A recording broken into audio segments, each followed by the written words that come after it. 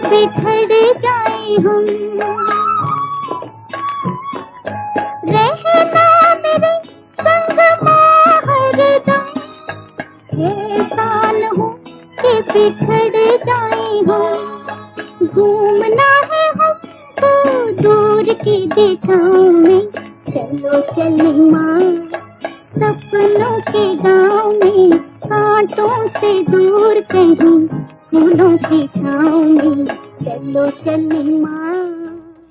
कि बच्चे हठ योग करो, आसन लगाओ, कमर सीधी करके बैठो, ये करो वो करो। आप बाप क्या डिफिकल्टी देगा? बाप तो कहते हैं बच्चे बुद्धि तेरी टेढ़ी हो गई है, उसको सीधा करो, इसको अपना मेरे में लगाओ। ये बुद्धि तेरी टेढ़ी हो गई है, किधर हो गई है? माया की तरफ चली गई है, अर्थात 5 विकारों की तरफ तेरी चली गई है। अभी उधर से बुद्धि को निकाल करके, वो गीता में भी कहा नहीं, देश है देह के सर्व संबंधों से बुद्धि हटा कर करके, ये विकारी जो भी कुछ देह है और विकारी देह का संबंध है, इन सब से बुद्धि हटा कर करके अभी मेरे से लगाओ। तो खाली बुद्धि को हटाओ ना, कहा मन मना भव है, तो मन मना भव का अर्थ क्या? कि मन को मेरे में लगाओ। तो उधर से मन निकाल कर करके मन को मेरे में लगाओ। तो खाली मन को बदलना है ना, उधर से निकाल के उधर लगाने की बात है। बाकी इसमें आसन या कमर या कोई प्राणायाम, इन्हीं सभी बातों की, हठ योग साधनाओं की कोई जरूरत नहीं है।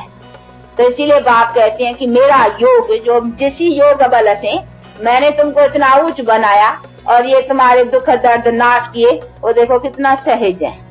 तो अभी ये सहज ज्ञान और सहज योग का, जिसको राज योग कहने में आता ही है।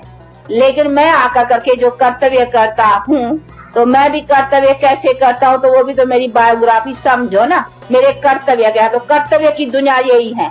मुझे भी कर्तव्य करने के लिए इस दुनिया में आकर के करना पड़ेगा, ऐसा नहीं ऊपर बैठ के करूँ। ऊपर तो है साइलेंस, मैं भी सोल साइलेंस, उधर ऊपर की तो बात ही नहीं ना। मुझे भी आकर कर करके काम करना है।